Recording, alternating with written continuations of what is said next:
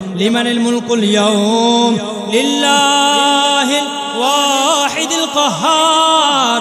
ও দুনিয়ার জালেমরা, ও দুনিয়ার ক্ষমতাওয়ালারা, ও দুনিয়ার স্বৈরাচাররা, কই আজকে তোমাদের ক্ষমতা কোথায়? আজকে তোমাদের জালেম, আজকে তোমাদের ক্ষমতা কোথায়? আজকে তোমাদের বন্দুকের পাওয়ার কোথায়? আজকে তোমাদের বুলেটের নলেজ পাওয়ার কোথায়? আজকে আমি আল্লাহর সামনে দাঁড়ায় তোমাদের যত পাওয়ার আছে পাওয়ার দেখাও। ওই সময় স্বৈরাচাররা থর থর থর থর করে কম্পন করতে থাকবে। এমনকি হয়তোবা আমাদের স্বৈরাচারও কম্পন করতে করতে ফেরাউনের পায়জামার নিচে লুকাইতে হবে, না হয় কিয়ামতের ময়দানে কোনো উপায় থাকবে না, কোনো উপায় থাকবে না। আল্লাহ পাক রব্বুল আলামিন যখন ডাক দিয়া বলবেন লিমানিল মুলকুল ইয়াউম লিল্লাহিল ওয়াহিদিল কাহ্হার, ডাক দিয়া বলবেন স্বৈরাচাররা কই? আজকে দিনের রাজত্ব কার? আজকের দিনের ক্ষমতা কার? ওই দিনকালা সমস্ত নেতারা, ওই দিনকালা সমস্ত নেতা খেতারা থর থর থর থর করে কম্পন করবে, কোনো জবাব দিবে না, কোনো শব্দ করবে না। তখন আল্লাহ পাক রব্বুল আলামিন নিজে জবাব দিয়ে বলবেন লিল্লাহিল ওয়াহিদিল কাহ্হার। আল্লাহ পাক নিজে জবাব দিয়ে বলবেন আজকের দিনের রাজত্ব আমি রাগান্বিত একমাত্র আল্লাহর। ওই দিনকালা ক্ষমতাওয়ালারা, ওই দিনকালা স্বৈরাচারওয়ালারা, ওই দিনকালা জালেমওয়ালারা, ওই দিনকালা জুলুম করনেওয়ালারা থর থর থর থর করে কম্পন করবে। আল্লাহ পাক রব্বুল আলামিন তাদেরকে ছাড় দিবে না। পাওগুলো উপরের দিকে দিয়া, মাথাটা নিচের দিকে দিয়া জাহান্নামের শিকল লাগাইয়া শেষরাইতে শেষরাইতে জাহান্নামে নিক্ষেপ করে দিবে।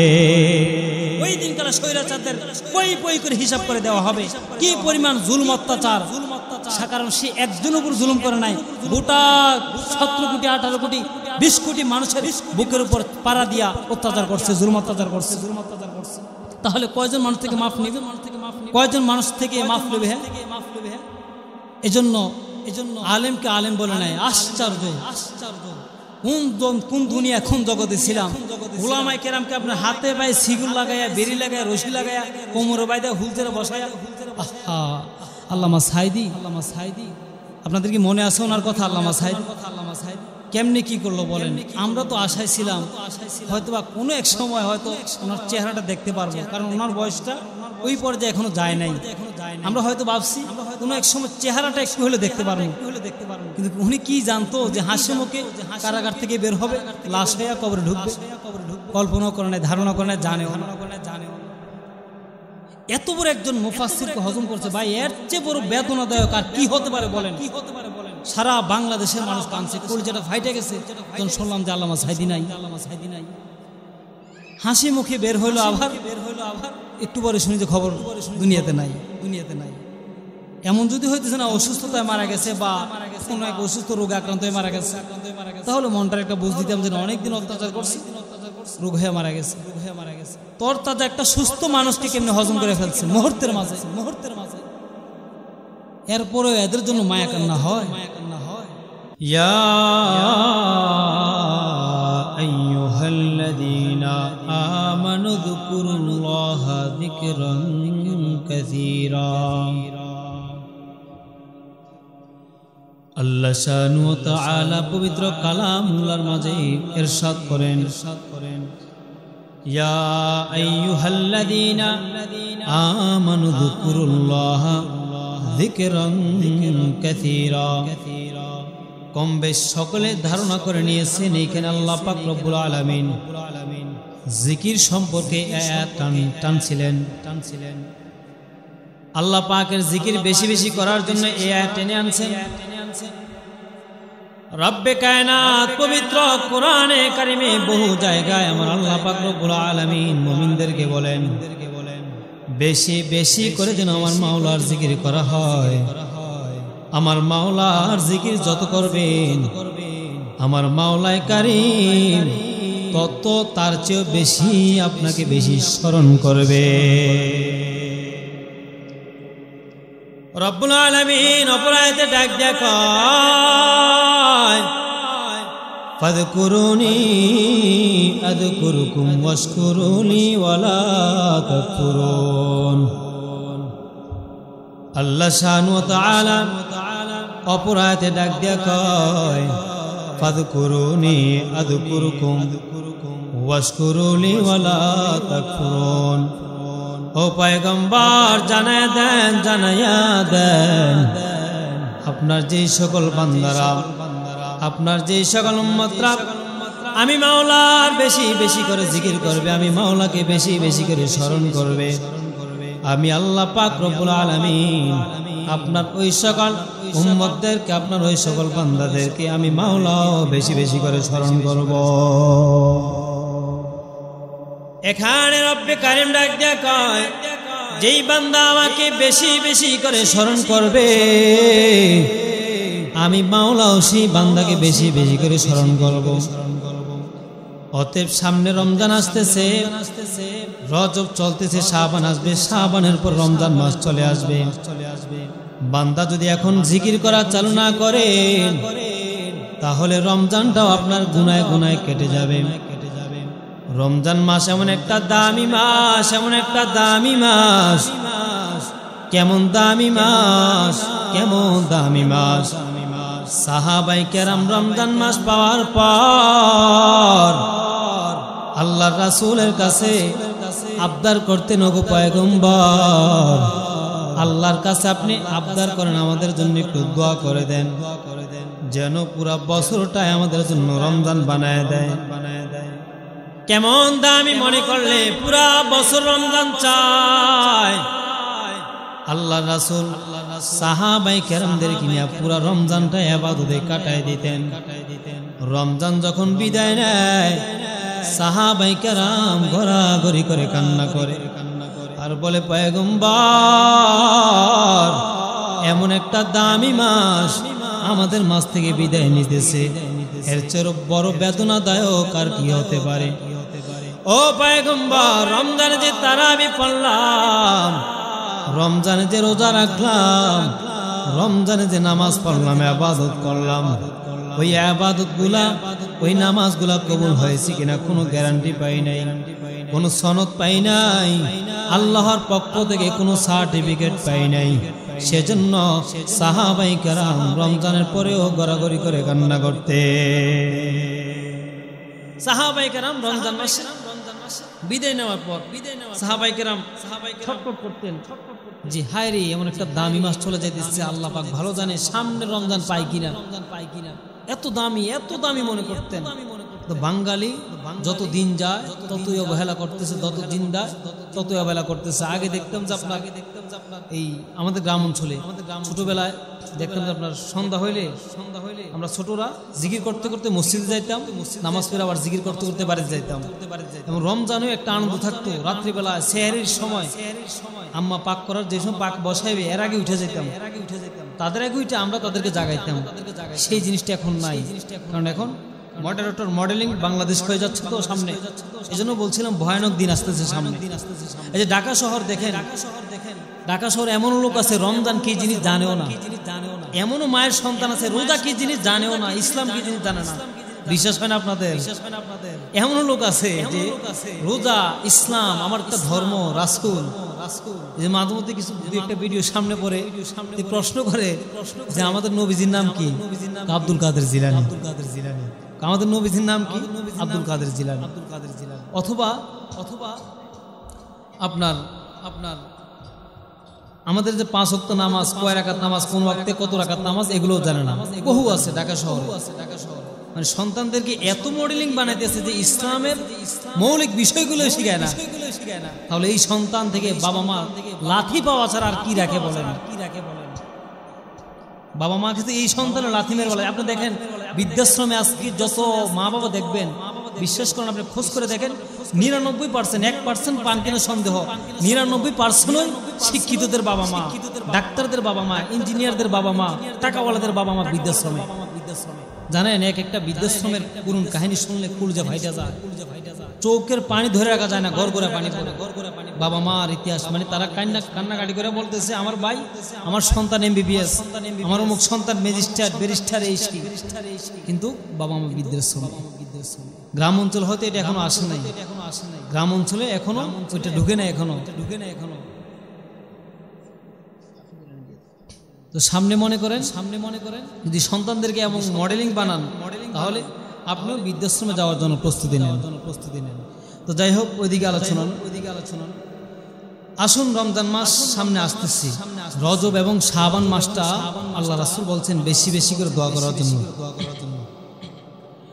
আল্লাহর হাবিব সাল্লাল্লাহু আলাইহি ওয়াসাল্লাম বলেন রমজান এবং রমজানের আগের 2 মাস রজব এবং শাবান মাসে তোমরা বেশি বেশি করে প্রস্তুতি নাও, বেশি বেশি করে প্রস্তুতি নাও। কেমন প্রস্তুতি নাও? বলে গুনাহ ছাড়ার চেষ্টা করো, জিকির বাড়ায় দাও, আমল বাড়ায় দাও, রোজা রাখার চেষ্টা করো। আর নবী করিম সাল্লাল্লাহু আলাইহি সাল্লাম বলেন বেশি বেশি করে দোয়া করো, আল্লাহুম্মা বারিক লানা ফি রজব ওয়া শাবান ওয়া বাল্লিগনা রমাদান। আল্লাহর হাবিব সাল্লাল্লাহু আলাইহি সাল্লাম বলেন, এ আমার উম্মতের দল, রজব এবং শাবানে গুনাহ যদি ছাড়ার চেষ্টা যদি না করো তাহলে রমজানেও তুমি গুনাহ চালায় যাইবা। কারণ রমজান এমন একটা দামি মাসেও যদি গুনাহ চালায় যাও তাহলে তোমার মতো কপাল পোড়ার কেউ হতে পারে না। এই যুবক ভাইয়েরা, অনেকে মোবাইলে আসক্ত, অনেক যুবক আছে পর্নোগ্রাফিতে আসক্ত। সে যদি গুনাহটা চালাইয়া যায় রমজান এই গুনাহটা ছাড়ে না, কারণ এই গুনাহটা অভ্যাসগত গুনাহ হয়ে গেছে। আল্লাহর হাবিব সাল্লাল্লাহু আলাইহি সাল্লাম বলেন, এ আমার উম্মতের দল, পিছনের সমস্ত নবীদেরকে আমার আল্লাহ পাক রব্বুল আলামিন রমজান দিয়েছেন, রোজা দিয়েছেন, কিছু না কিছু রোজা দিয়েছেন, কিন্তু আমার উম্মতদের জন্য রমজান মাস দিয়েছেন। রোজার মধ্যে আল্লাহ পাক বিশেষভাবে আমার উম্মতদের জন্য 5টা অফার দিয়েছেন। আল্লাহর হাবিব সাল্লাল্লাহু আলাইহি সাল্লাম বলেন, আমার উম্মতদের জন্য, আমার রোজাদার উম্মতদের জন্য 5টা অফার দিয়েছেন, 5টা স্পেশালি ভাবে। নবী করিম সাল্লাল্লাহু আলাইহি সাল্লাম বলেন, 1 নাম্বার রোজাদারের মুখের দুর্গন্ধ। রমজান রোজা রাখে যেই বান্দা, রমজানে যেই উম্মত, আমার যেই উম্মত রোজা রাখে ওই উম্মতের মুখের মধ্যে দুর্গন্ধ সৃষ্টি হয়ে যায়। ওই রোজাদারের মুখের দুর্গন্ধটা আমার আল্লাহর কাছে জান্নাতি আতর, জান্নাতি মেশকে আম্বরের চাইতেও অধিক প্রিয়। সুবহানাল্লাহ। রোজাদারের মুখের দুর্গন্ধ আপনার আমার সামনে আসলে কিরে দাঁত মাজস, ব্রাশ করস না, দুর্গন্ধটা খারাপ লাগে, কিন্তু রাসূল বলতেছেন আমার উম্মত যেগুলো রোজা রাখে তাদের মুখের দুর্গন্ধটা আমার আল্লাহর কাছে জান্নাতের মেশকে, জান্নাতের গান, দুনিয়ার সেন্ট তো নয়, জান্নাতের সেন্ট হবে মেশকে আম্বর। আল্লাহর কাছে মেশকে আম্বর চাইতেও আর অধিক প্রিয়। সুবহানাল্লাহ। নবী করিম সাল্লাল্লাহু আলাইহি সাল্লাম বলেন, দ্বিতীয় নাম্বার আমার উম্মতদের জন্য আমার আল্লাহ পাক রব্বুল আলামিন যেই অফারটা, যেই স্পেশালি অফার রাখছেন, রোজাদারের জন্য সমস্ত প্রাণী, গর্তের পিপিলিকা হইতে নদী খাল বিলের মাছগুলা পর্যন্ত আমার রোজাদার উম্মতদের জন্য আমার আল্লাহ পাক রব্বুল আলামিনের কাছে প্রতিটা 30টা রমজান, 30টা রোজা পুরা মাস আমার আল্লাহর কাছে গর্তের পিপিলিকা পর্যন্ত আল্লাহর সমস্ত মাখলুকাত আমার আল্লাহর কাছে আবদার করে, আমার আল্লাহর কাছে দোয়া করে, ওগো আল্লাহ, আখির জামানার পয়গম্বরের রোজাদার উম্মতদেরকে ক্ষমা করে দেন। আল্লাহ রাসূল বলেন, গোটা পৃথিবীর সমস্ত মাখলুকাত আমার উম্মতদের জন্য পুরা রমজান আল্লাহর কাছে দোয়া করে। গর্তের পিপিলিকা পর্যন্ত আপনারা আমার জন্য দোয়া করে, রোজাদার ব্যক্তির জন্য, যে আল্লাহ আমার এই নবীজির উম্মত যারা রোজা রাখছে তাদেরকে আপনি ক্ষমা করে দেন। বলবেন না সুবহানাল্লাহ? তাহলে গর্তের পিপিলিকা দোয়া করে, মাছ ঘাট যা বলেন সমস্ত প্রাণী আমাদের জন্য দোয়া করে। নবী করিম সাল্লাল্লাহু আলাইহি সাল্লাম বলেন, 3 নাম্বার যে অফার, 3 নাম্বার যে স্পেশাল অফার রাখছেন, হাবিবি কিবরিয়া হাবিবি শান নবী করিম সাল্লাল্লাহু আলাইহি সাল্লাম বর্ণনা করেন, আমার উম্মতদের জন্য তৃতীয় যে স্পেশাল অফারটা আমার হাবিব বললেন, আমার রোজাদার উম্মতরা, আমার যে সকল উম্মতরা রোজা রাখবে তাদের জন্য রোজা রাখাটা সহজ হয়ে যাবে। বলে কেন সহজ? শয়তান যদি ওয়াসওয়াসা দেয় তাহলে ওই বান্দা অটোমেটিকলি গুনাহ করতে সাহস পায়, গুনাহ হয়ে যায়। কিন্তু আমার আল্লাহ পুরা রমজান মাস আমাদের জন্য, পুরা রমজান মাস শয়তানদেরকে বন্দী করে রেখে দেয়। আমার নবী ডাক দিয়া কয়, এ উম্মতের দল, পিছনে আমার আল্লাহ কোন নবীর উম্মতদের জন্য শয়তানদেরকে বন্দী করে রাখে নাই, কিন্তু আমার উম্মতদের জন্য আল্লাহ পাক রব্বুল আলামিন শয়তানকে বন্দী করে রেখে দেয়, যেন আমার উম্মতরা গুনাহ না করে। তাহলে রমজানে গুনাহ চালায় যান, গুনাহ হয়ে যায় কোন কারণে প্রশ্ন জাগতে পারে। হুজুর, শয়তান যদি গুনাহ করায়, শয়তান ওয়াসওয়াসায় যদি গুনাহ হয়, তাহলে রমজানে কেমনে গুনাহ করি? এজন্য নবী করিম সাল্লাল্লাহু আলাইহি সাল্লাম বলেন, রজব এবং শাবানে গুনাহ ছাড়ার চেষ্টা করো। যদি রজব এবং শাবানে গুনাহ না ছেড়ে যাও, তাহলে রমজানেও ওই গুনাহটা চালায় যাও।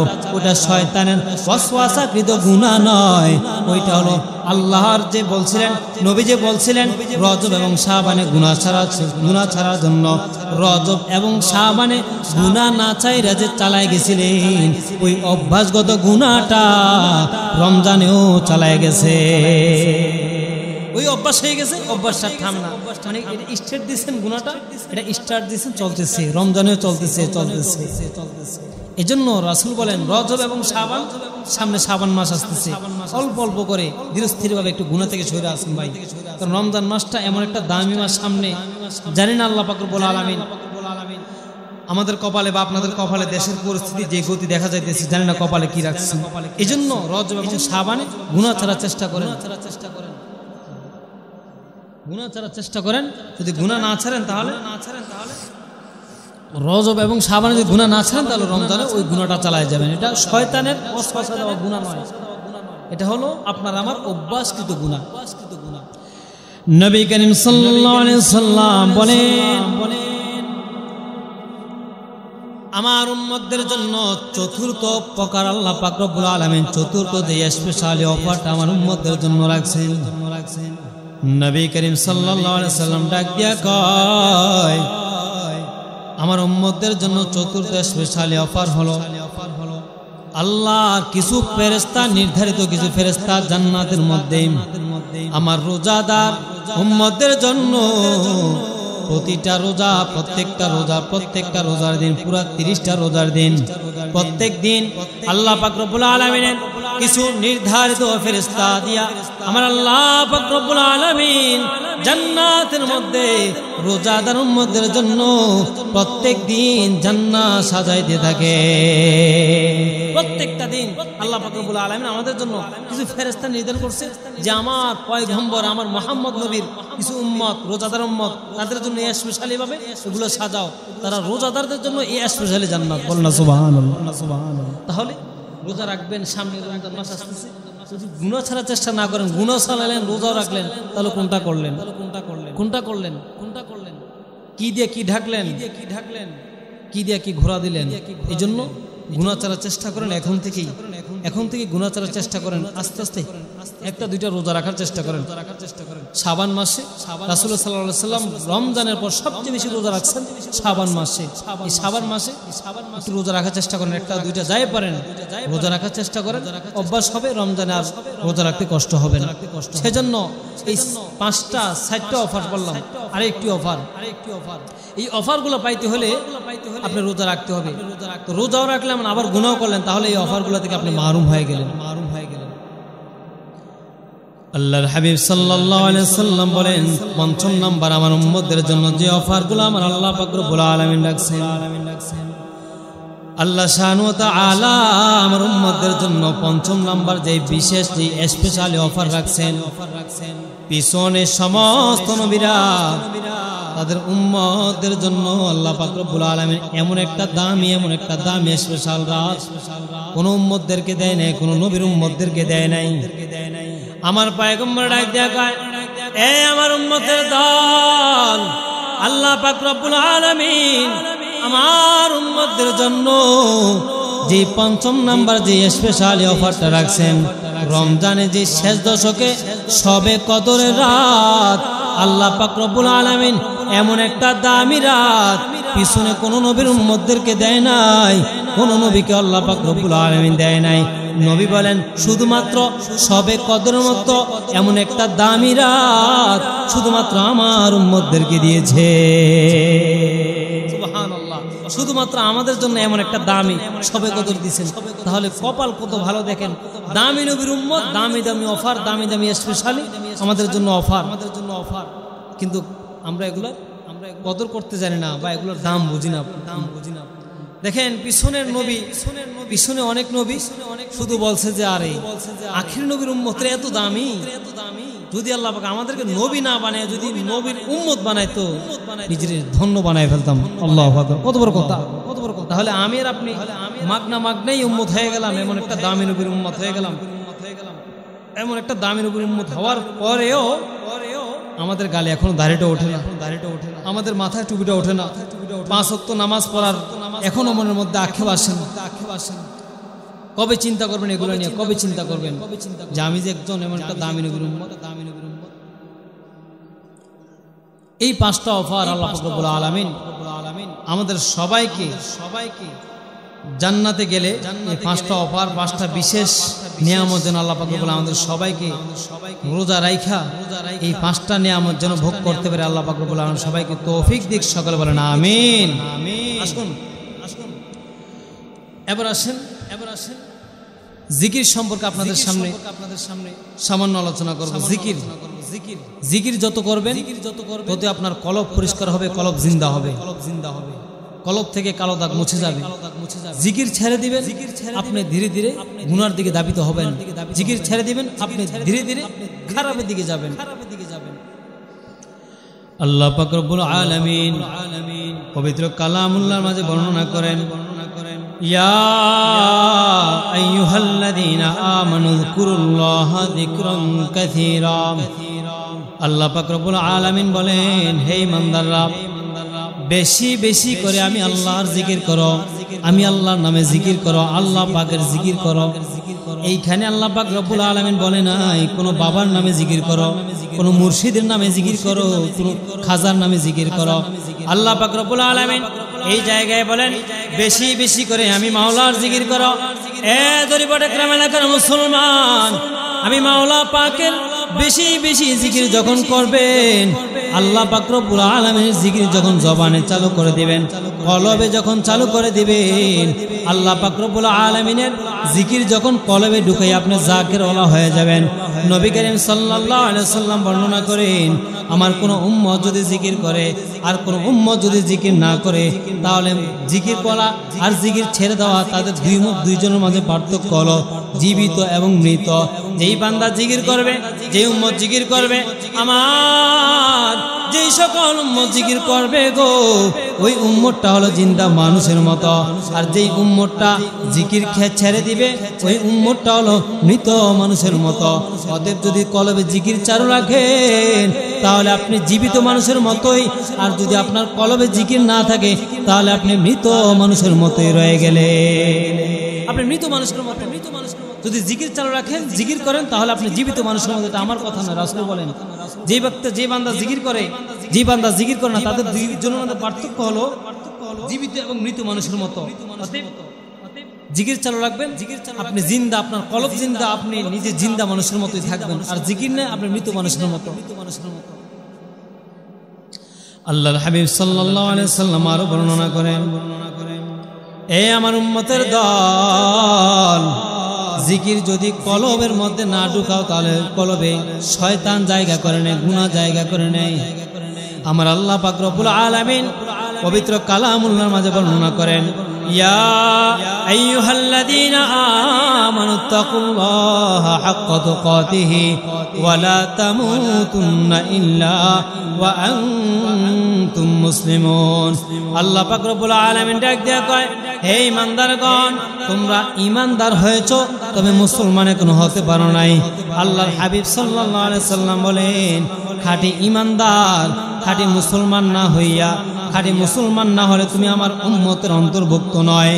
আল্লাহ পাক রব্বুল আলামিন পবিত্র কালামুল্লাহর মাঝে ডাক দিয়া কয়, হে ঈমানদারগণ, তোমরা আমাকে ভয় করো এবং ভয় করার মতো ভয় করো, এমন ভয় করো যেন গুনাহ করতে গেলে গুনাহ ছাড়তে সহজ হয়ে যায়, এমন ভয় করো যেন গুনাহ করতে গেলে আমি মাওলার নাম স্মরণ হওয়া মাত্র গুনাহ ছাড়তে সহজ হয়ে যায়, এমন ভয় করো যেন গুনাহ করতে গেলে আমি আল্লাহর নাম স্মরণ হওয়া মাত্র গুনাহ থেকে ফিরে আসতে পারো। ভয় করো, ভয় করার মতো করো এবং মুসলমান না হইয়া মৃত্যুবরণ করিও না, মুসলমান না হইয়া কবরে আসিও না। তাহলে আপনি আর আমার ভিতরে কেমন ভয়, কেমন তাকওয়া, আপনার আমার ভিতরে কেমন ভয়, কেমন তাকওয়া ঢুকাইলাম। গুনাহ করতে গেলে আল্লাহর নাম স্মরণ হইল গুনাহ থেকে ফিরতে পারে না, গুনাহ করতে গেলে আমার মাওলার নাম স্মরণ হওয়া মাত্র গুনাহ থেকে ফিরতে পারে না। তাহলে আপনার ভিতরে কেমন ভয় আপনি নিজে ধারণা করে নেন। তার মানে বোঝা যায় আমি আপনার এখনো খাঁটি মুসলমান হতে পারি না, আপনি আর আমি এখনো খাঁটি মুসলমান হতে পারি নাই। কারণ আমি গুনাহ করতে গেলে আল্লাহর নাম স্মরণ হয়, গুনাহ থেকে ফিরে আসার কথা, কিন্তু আমার দ্বারা গুনাহ হইতেছে হইতেছে, আল্লাহ দেখতেছে স্মরণ হয়, কিন্তু না, গুনাহ থেকে ফিরতে পারতেছে না। তার মানে আমি এখনো খাঁটি ইমানদার, খাঁটি মুসলমান হতে পারিনি। এজন্য যার কলবে আমার আল্লাহর ভয় নাই, যার কলবে আমার আল্লাহ পাক রব্বুল আলামিনের ভয় নাই, ওই কলবের মধ্যে গুনাহ জায়গা করে নেয়, গুনাহ জায়গা করে নেয়। অতএব কলমের মধ্যে ভয় ঢুকায় নেন, ঢুকাইয়া নেন আল্লাহর ভয়, তাকওয়া ঢুকায় নেন। তাকওয়া যদি ঢুকায় না নেন তাহলে ওই কলবের মধ্যে গুনাহ জায়গা করে নেবে, গুনাহ। আল্লাহ পাক রব্বুল আলামিন আমাদেরকে দুনিয়া পাঠাইলেন খালি খাইলাম আর ঘুমাইলাম, দুনিয়া থেকে চলে গেলাম তার জন্য নয়। এ দরিবটি গ্রাম এলাকার যুবক ভাই, আপনাদের মতো যুবক কত যুবক ইসলামের ছায়া তলে বেড়াইতেছে, ঘুরতেছে, অভাব নাই। কিন্তু আপনারা কেন পারবেন না? কপাল কি পুড়ে গেছে নাকি কপাল এখনো খোলা আছে? যদি কপাল খোলা থাকে রে ভাই, তাহলে এখন থেকে গুনাহ ছেড়ে দ্বীনের জন্য প্রস্তুতি নেন, ইসলামের পথে চলে আসেন। আল্লাহর এই জমিনে বাংলাদেশের মধ্যে ইসলামকে উড্ডীন করার জন্য প্রস্তুতি নিয়ে নেন। যেইভাবে 5 আগস্টে আপনাদের শক্তির কারণে, আপনাদের প্রবলতার কারণে বাংলাদেশ থেকে স্বৈরাচার পালানোর জন্য পথ খুঁজে পায় নাই, আপনারা যদি ইসলামের জন্য প্রস্তুতি নিয়ে নেন তাহলে বাংলাদেশে ইসলামের পতাকা উড্ডীন করতে কঠিন কিছু নয়। আপনারা যদি দিনের জন্য হয়ে যান তাহলে আপনাদের দ্বারা দেশে ইসলামের পতাকা উড্ডীন করা অসম্ভবের কিছু নয়। কারণ যুবকদেরকে আল্লাহ পাক রব্বুল আলামিন অনেক পছন্দ করেন। আপনারা সচরাচর শুনছেন যে যুবকদের ইবাদত আল্লাহর কাছে অনেক গ্রহণযোগ্য, অনেক পছন্দনীয়। অতএব যৌবনকালের ইবাদত আল্লাহর কাছে অনেক পছন্দনীয়। এই যুবকদের ভিতরে অনেকের ভয় নাই, ভয় ঢুকে না, কারণ তাদের ইয়াং জেনারেশন রক্ত গরম, শরীর গরম, টাইট ফিট শরীর মনে করেন, রক্ত গরম, তাদের ভিতরে ওই ভয়টা ঢুকাইতে একটু কষ্ট হয়ে যায়। সেজন্য মুরব্বীরা যারা শেষ পর্যায়ে চলে গেছে তারা এখন হয়তো কিছুটা ভয় তাদের ভিতরে ঢুকছে, যাহার এখন শেষ পর্যায়ে আসছি, এক ঠ্যাং কবর ঢুকে গেছে, আর কয়দিন হয়তো বা কিছুদিন পরেই কবরে চলে যাব। কিন্তু যুবক যারা আছে তারা মনে করতেছে আমার সামনে বিশাল বড় হায়াত পরে আছে, তারা এই চিন্তায় তারা মনে করেন তাদের ভিতরে ভয় তাকওয়া ঢুকাইতে পারতেছে। এজন্য আল্লাহ পাক রব্বুল আলামিন যুবকদেরকে অনেক পছন্দ করেন, যুবকদের ইবাদত অনেক পছন্দ করেন। 7 শ্রেণীর মানুষকে কিয়ামতের ময়দানে আল্লাহ রাসূল বলেন 7 শ্রেণীর মানুষকে কিয়ামতের ময়দানে আল্লাহর আরশের ছায়ায় নিজে স্থান দিবেন। 7 শ্রেণীর মানুষ, প্রথম নাম্বার হলো ন্যায়পরায়ণ বাদশা, সঠিক বাদশা, যারা নাকি রাষ্ট্র চালাইছে সঠিকভাবে, দুর্নীতি করে নাই, চাঁদাবাজি করে নাই, যারা নাকি অন্যের হক মেরে খায় নাই, চুরি করে নাই, ন্যায়পরায়ণ সঠিকভাবে রাষ্ট্র পরিচালনা করছে, সঠিকভাবে সরকারি দায়িত্ব পালন করছে। কিয়ামতের ময়দানে আল্লাহর আরশের ছায়ার নিচে ওই সঠিক বাদশা, ন্যায়পরায়ণ বাদশাকে আমার আল্লাহ পাক রব্বুল আলামিন আরশের ছায়ার নিচে স্থান দিবে। ওই দিন আল্লাহর আরশের ছায়া ছাড়া আর কোনো ছায়া থাকবে না। নবী করিম সাল্লাল্লাহু আলাইহি সাল্লাম বলেন, কিয়ামতের ময়দানটা হবে এত ভয়ানক, এত বড় ভয়ানক। কেমন ভয়ানক? সূর্যটা 1 হাত মাথার 1 হাত উপরে চলে আসবে, নবী বলেন জিহ্বাটা বেরিয়ে কুকুরের মতো নাভি পর্যন্ত বেরিয়ে চলে আসবে। ওই দিন কালা মানুষ হায় হুতাশ করবে, আল্লাহ একটু ছায়া দেন, একটু পানি দেন, আমার একটু ছায়া দেন, একটু আশ্রয় নেই। আল্লাহর আরশের ছায়া ছাড়া ওই দিন কাল আর কোনো ছায়া থাকবে না। আরশের ছায়া ছাড়া, ওই আরশের ছায়া নিচে 7 শ্রেণীর মানুষকে আল্লাহ পাক রব্বুল আলামিন স্থান দিবেন। তার মধ্যে 1 নাম্বার হলো ন্যায়পরায়ণ বাদশাহ। 1 নাম্বার হলো ন্যায়পরায়ণ সঠিক বাদশাহ।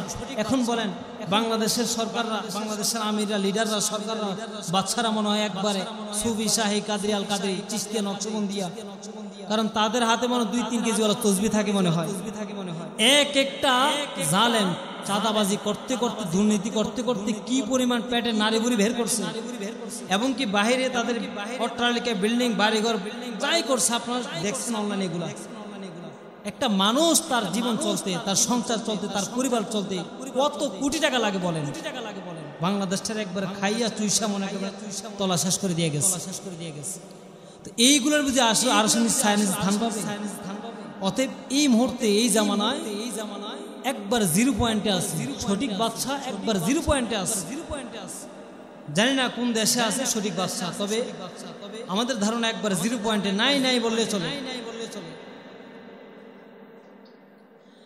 আল্লাহর নবীর সাহাবী ওমরও কিন্তু রাষ্ট্র চালাইছে, ওমরও কিন্তু রাষ্ট্রের পরিচালনা করছে। শুধু একটা রাষ্ট্র নয়, পুরা পৃথিবীর অর্ধেক রাষ্ট্রের পরিচালনা হযরত ওমর করেছেন। ওমর যে সময় রাষ্ট্র চালায়, ওমর রাষ্ট্র চালানিকালীন ওমর প্রত্যেক দিন আল্লাহর দরবারে কান্না করতেন, ও দয়ার মালিক, আমি যে রাষ্ট্রের দায়িত্ব হাতে নিলাম, আমি যে রাষ্ট্রের ক্ষমতা হাতে নিলাম, আমার এই রাষ্ট্র ক্ষমতা চলাকালীন কোন বান্দা, কোন উম্মত, কোন আমার রাষ্ট্রের কোন জনগণ যদি কষ্টে থাকে, কিয়ামতের ময়দানে আমি আল্লাহ আসামির কাঠগড়ায় দাঁড়াইতে হবে। ও দয়ার আল্লাহ, কিয়ামতের ময়দানে আমাকে আসামির কাঠগড়ায় দাঁড় করেন না। এ মালিক, আমার আপনি সঠিকভাবে রাষ্ট্র পরিচালনা করার তৌফিক দেন, সুযোগ দেন। হযরত ওমর রাষ্ট্র চালায়, রাষ্ট্র চালানোকালীন হযরত ওমর 1 টাকা এই দিক সেই দিক করে নাই। বলে কেমন আমানতদারীদের সাথে রাষ্ট্র চালাইছেন। হযরত ওমর যখন রাষ্ট্র চালায়, ওমরের ঘরে টানা 3-4 দিন পর্যন্ত খাবার নাই, সন্তানরা উপাস। ওমরের বিবি ডাক দেয়া কয়, স্বামী আমার, আপনি তো রাষ্ট্র চালাইতেছেন, আজকে 3 দিন পর্যন্ত ঘরের চুলার মধ্যে আগুন জ্বলে না। ও স্বামী আমার, আপনি যদি একটা মাস যদি অগ্রিম বেতন নিয়ে নিতেন, আমাদের সংসারটা চলতো, সন্তানগুলা খায় পড়া বাঁচলা। ওমর এবার না বুঝা একটা চিঠি লেখা রাষ্ট্রের কোষাগারের দায়িত্বে যিনি আছেন, রাষ্ট্রের মালের গোডাউনের দায়িত্বে যিনি আছেন, তার কাছে লিখলেন, আমাকে যদি 1 মাসের অগ্রিমের বেতন দিয়ে দিতেন, আমার সংসার চলে না, আমার ঘরের চুলায় 3 দিন যাবত আগুন জ্বলে না। আমাকে যদি 1 মাসের বেতন অগ্রিম দিয়ে দিতেন, তাহলে আমার সংসারটা চলতো, আমার সংসার সন্তান খেয়ে পরে বাঁচত। ওই রাষ্ট্রের গোডাউনের দায়িত্বে যিনি ছিলেন, তিনি উল্টে আবার চিঠি লিখলেন, খলিফাতুল মুসলিমিন, আপনি একজন রাষ্ট্র পরিচালনা করতেছেন, আপনি কিভাবে আমার কাছে এই চিঠিটা লিখলেন? আপনাকে আমি 1 মাস অগ্রিম বেতন দিয়ে দিতাম, আপনি কেমনে ধারণা করতে পারলেন আপনি আগামী 1 মাস আপনি ক্ষমতায় থাকবেন? আবার আপনি কেমনে ধারণা করলেন আপনি আগামী 1 মাস আপনি বেঁচে থাকবেন, বাইচে থেকে আপনি ক্ষমতায় থাকবেন, রাষ্ট্রের সরকার হিসেবে থাকবেন? সামনের মাস হয়তো আপনি ক্ষমতায় নাও থাকতে পারেন, হয়তো আপনি দুনিয়াতে নাও থাকতে পারেন। অতএব আপনি কেমনি আমার কাছে 1 মাস অগ্রিমের বেতন চাইলেন? চিন্তা করেন, একজন খলিফাতুল মুসলিমিন, রাষ্ট্রের সরকার 1 মাসের বেতন অগ্রিম চাওয়ার পরেও 1 মাসের অগ্রিম বেতন পায় নাই। আর আমার দেশের জালেম মালাউনরা 1 মাস কেন, সামনে আরো 100 বছর কেন, আমার মনে হয় 1000 বছরের টাকা পয়সা আত্মসাৎ কইরা ফলাই গেছে। 1000 বছরের টাকা পয়সা নিয়ে দেশ থেকে ভাগছে, তার 1000 বছরের দুর্নীতির পকেট ভরা দেশ থেকে উধাও হয়ে গেছে। যারা এখন ওদের পক্ষে নেয় তাদের পক্ষে নেয় মনে করবেন এদেরকেও কিছু দেয়া গেছে, হয়তোবা দেয় নাই, কিন্তু বাঁচার জন্য এখন এই পায়তারা করতেছে যে কি করা যায় এখন, না তো বাঁচত না তো। আমরা তো বলি না তাদেরকে মাইরা ফেলাও, তারা তো ধরে নিয়েছে তাদেরকে বাঁচার কোনো অধিকার নেই বাংলাদেশে। এত পরিমাণ অত্যাচার, এত পরিমাণ জুলুম করছে। আপনি দেখেন একটা খুনের যদি বিচার হয়, এই মালাউনের বাচ্চা ফেরাউনের বাচ্চার কিন্তু বাইচে থাকার কোনো অধিকার নাই। ফেরাউন 400 বছর ক্ষমতা চালাইছে, 400 বছর ক্ষমতা চালাইয়া ফেরাউন মাত্র 30,000 মানুষ মারছে। ফেরাউনে 30,000 মানুষ মারছে 400 বছর ফেরাউনের জীবনে। আর আমগো দেশের মালাউনে 17 বছরে আপনি গণমাধ্যমে খবর দেখলাম 3 লাখেরও বেশি মানুষ গুম খুন হয়ে গেছে, উদা হয়ে গেছে বাংলাদেশ। কোন দেশে ছিলাম কথা বলেন, কোন দেশে ছিলাম বলেন, ভাবেন। এজন্য আল্লাহ পাক রব্বুল আলামিন বলেন লিমানিল মুলকুল ইয়াউম লিল্লাহিল ওয়াহিদিল কাহ্হার। আমার আল্লাহ পাক রব্বুল আলামিন ডাক দিয়া কয় কিয়ামতের ময়দানে এই সকল স্বৈরাচাররা যারা ক্ষমতা পাইয়া মানুষকে মানুষ বলে নাই, গরিবকে গরিব বলে নাই, ওলামাইকে আলেমকে আলেম বলে নাই, মাজলুমকে মাজলুম বলে নাই, অসহায়কে অসহায় মনে করে নাই, রিকশাওয়ালাকে রিকশাওয়ালা মনে করে নাই, তারা কিয়ামতের ময়দানে এদের বাহাদুরি যত ক্ষমতা আছে এদেরকে নিয়ে আসতে বইল। আল্লাহ পাক রব্বুল আলামিন কিয়ামতের ময়দানে এত বড় বড় ফেরাউন হামান কামান নমরুদের মতো নেতাদের সামনে আল্লাহ পাক রব্বুল আলামিন গর্জন দিয়া বলবেন লিমানিল মুলকুল ইয়াউম লিল্লাহিল ওয়াহিদিল কাহ্হার। ও দুনিয়ার জালেমরা, ও দুনিয়ার ক্ষমতাওয়ালারা, ও দুনিয়ার স্বৈরাচাররা কই? আজকে তোমাদের ক্ষমতা কোথায়? আজকে তোমাদের জালেম, আজকে তোমাদের ক্ষমতা কোথায়? আজকে তোমাদের বন্দুকের পাওয়ার কোথায়? আজকে তোমাদের বুলেটের নলের পাওয়ার কোথায়? আজকে আমি আল্লাহর সামনে দাঁড়ায় তোমাদের যত পাওয়ার আছে পাওয়ার দেখাও। ওই সময় স্বৈরাচাররা থরথর থরথর করে কম্পন করতে থাকবে। এমনকি হয়তোবা আমাদের স্বৈরাচারও কম্পন করতে করতে ফেরাউনের পায়জামার নিচে লুকাইতে হবে, না হয় কিয়ামতের ময়দানে কোনো উপায় থাকবে না, কোনো উপায় থাকবে না। আল্লাহ পাক রব্বুল আলামিন যখন ডাক দিয়া বলবেন লিমানিল মুলকুল ইয়াউম লিল্লাহিল ওয়াহিদিল কাহ্হার, ডাক দিয়া বলবেন স্বৈরাচাররা কই? আজকে দিনের রাজত্ব কার? আজকের দিনের ক্ষমতা কার? ওই দিনকালা সমস্ত নেতারা, ওই দিনকালা সমস্ত নেতা খেতারা থরথর থরথর করে কম্পন করবে, কোনো জবাব দিবে না, কোনো শব্দ করবে না। তখন আল্লাহ পাক রব্বুল আলামিন নিজে জবাব দিয়া বলবেন লিল্লাহিল ওয়াহিদিল কাহ্হার। আল্লাহ পাক নিজে জবাব দিয়া বলবেন আজকের দিনের রাজত্ব আমি রাগান্বিত একমাত্র আল্লাহর। ওই দিনকালা ক্ষমতাওয়ালারা, ওই দিনকালা স্বৈরাচারওয়ালারা, ওই দিনকালা জালেমওয়ালারা, ওই দিনকালা জুলুম করনেওয়ালারা থরথর থরথর করে কম্পন করবে। আল্লাহ পাক রব্বুল আলামিন তাদেরকে ছাড় দিবে না। পাওগুলা উপরের দিকে দিয়া, মাথাটা নিচের দিকে দিয়া জাহান্নামের শিকল লাগাইয়া শেষরাইতে শেষরাইতে জাহান্নামে নিক্ষেপ করে দিবে। ওই দিনকালা স্বৈরাচারদের পই পই করে হিসাব করে দেওয়া হবে কি পরিমাণ জুলুম অত্যাচার। কারণ সে একজন উপর জুলুম করে নাই, গোটা 17 কোটি 18 কোটি 20 কোটি মানুষের বুকের উপর পাড়া দিয়া অত্যাচার করছে, জুলুম অত্যাচার করছে। তাহলে কয়জন মানুষ থেকে মাফ নিবে? কয়জন মানুষ থেকে মাফ নেবে? এজন্য আলেমকে আলেম বলে নাই। আশ্চর্য, কোন দুনিয়া কোন জগতে ছিলাম। উলামায়ে কেরামকে আপনার হাতে পায়ে সিগুল লাগাইয়া, বেরি লাগাইয়া, রশি লাগাইয়া, কোমরে বাইদা হুলতেরে বসাইয়া।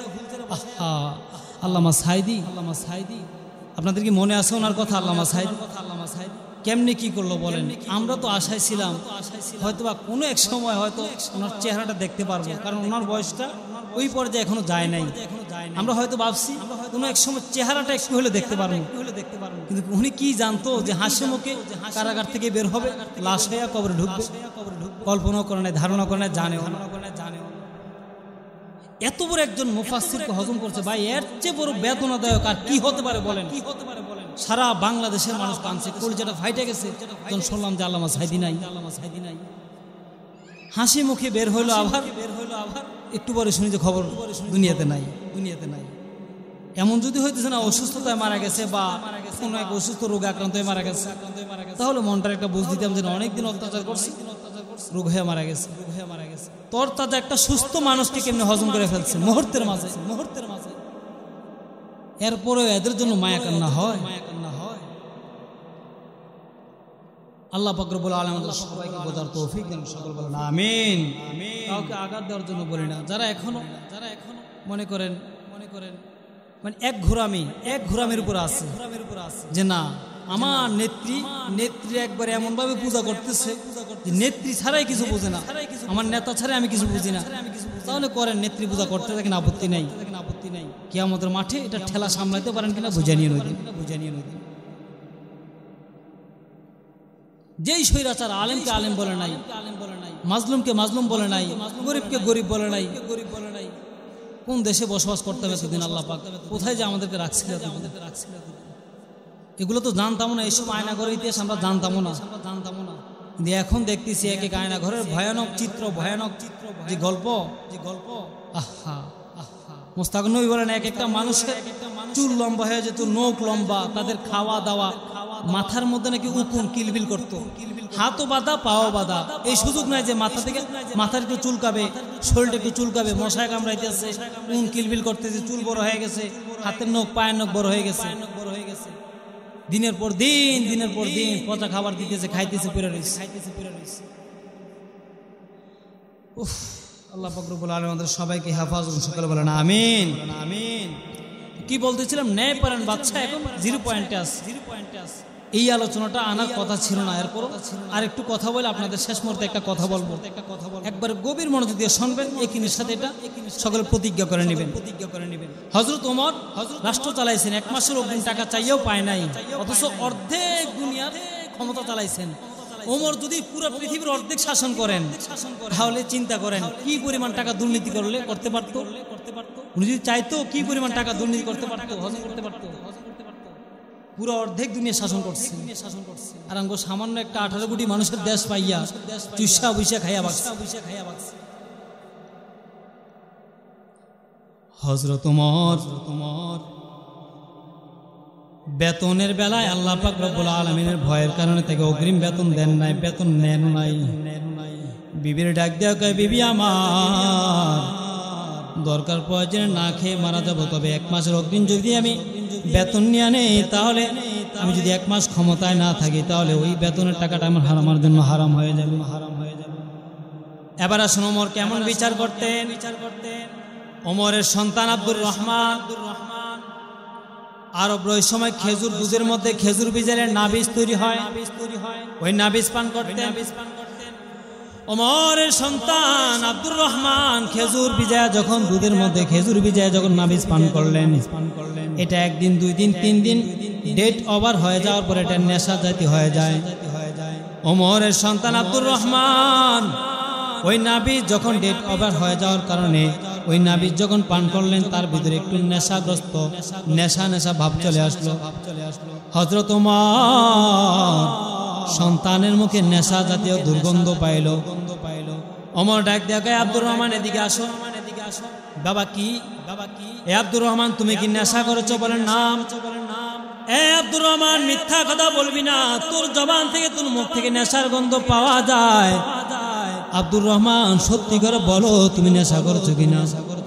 আব্দুর রহমান বলে, বাবা আমি নাবিজ পান করেছিলাম, আমি নেশা করি না, আমি নেশা খাই না, নেশা করি নাই। হযরত ওমর বলেন, বেটা রে তোর মুখ থেকে আমি দুর্গন্ধ পাইতেছি, অতএব কোনো কথা নাই, কোরআনী আইন ভাবে তোর আইন হবে, বিচার হবে। কোরআনের আইন হলো যারা নেশা করার পর নেশা করলে তাকে ধরা পড়লে তাকে 80টা ডোরা লাগাবে, 80টা বেদরাঘাত। হযরত ওমর আবার চিন্তা করলেন আমার সন্তান নেশা করেছে। খলিফাতুল মুসলিমিন নিজের সন্তান আব্দুর রহমানকে নিয়া মসজিদের ভিতরে ঢুকাইয়া মসজিদের পিলারের সাথে বেঁধে রাখছেন। মসজিদের পিলারের সাথে বাইদা মুসল্লিদেরকে ডাক দিয়া কয়, বাকি নামাজের পরে সালাম ফিরা কয়, বাকি নামাজের পরে একটা হদ আছে, বিচার হবে, সকলে বসে। কোরআনের বিচারকে হদ বলা হয়, হদ। ওমর ডাক দিয়া কয়, এ ও মুসল্লিয়ানে কারাম, বাকি নামাজের পর একটা বিচার আছে, আপনারা সকলে বসবেন। মুসল্লি আবার চিন্তা করলো, হযরত ওমরের সন্তান, সরকারের সন্তান, নেতার ছেলে, হয়তোবা কি এমন বিচার করবে, হয়তোবা ধমক দিয়ে তার সন্তানের বিচার লুজ করে দিবে। আর কিছু লোক বলতেছে না না, হয়তোবা দুই একটা ডোরা দিয়ে বেত্রাঘাত করে তার সন্তানকে ছেড়ে দেবে। আবার কেউ কেউ বলতে লাগলো না না, হয়তো হযরত ওমরের সন্তান যেহেতু নেতার সন্তান, যেহেতু একটু বকাঝকা করে সন্তানকে মাফ করায় দেবে। আবার কেউ কেউ বলতে লাগলো না না, হযরত ওমর অনেক রাগী মানুষ, হযরত ওমর তার সন্তানের বিচার করে ছাড়বে। হযরত ওমর এগুলা কানে শুনতেছেন। বাকি নামাজের পর সবাইকে নিয়ে বৈশা হযরত ওমর ডাক দিয়া কয়, আমার সন্তান এখন বিচার হবে, সে নেশা করেছে। জল্লাদরে ডাক দিয়া কয়, এ জল্লাদ, গোডাউন থেকে চাবুক নিয়ে আসো, চাবুক আইনা গায়ের যত শক্তি আছে ওই শক্তি প্রয়োগ করে আমার সন্তানের পিঠের উপর 80টা ডোরা লাগাই দাও। হযরত ওমর বলেন, আমি তাকাই রইলাম। জল্লাদ বলে, আমি যখন চাবুক আইনা হযরত ওমরের সন্তানের উপর শরীরের যত পাওয়ার ছিল তত পাওয়ার দিয়া হযরত ওমরের সন্তানের পিঠের উপর মারলাম।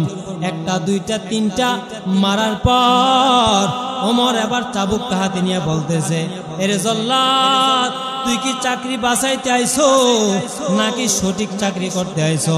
জল্লাদকে একটা ধাক্কা মাইরা ওমর আবার জল্লাদরে ফালাই দিলেন। জল্লাদের থেকে চাবুকটা হাতে নিয়া ওমর আবার নিজেই সন্তানরে পিটানো শুরু করলেন। ওমর যখন সন্তানরে পিটায়, ওমরের সন্তানের পিঠের উপর প্রত্যেকটা চাবুকের বাড়িতে চামড়া ফেটে রক্ত বেরিয়ে যায়। বাবার সামনে সন্তান শরীর থেকে রক্ত টকবক করে বেরিয়ে যায়। ওমর তাকায় রইলেন, প্রতিটা বাড়িতে ওমর সন্তান নিজের সন্তানের পিঠ থেকে রক্ত গড়গড়িয়ে বেরিয়ে আসতেছে। ওমর এর পরেও পিটা থামাইলেন না, পিটতে রইলেন, মারতে রইলেন।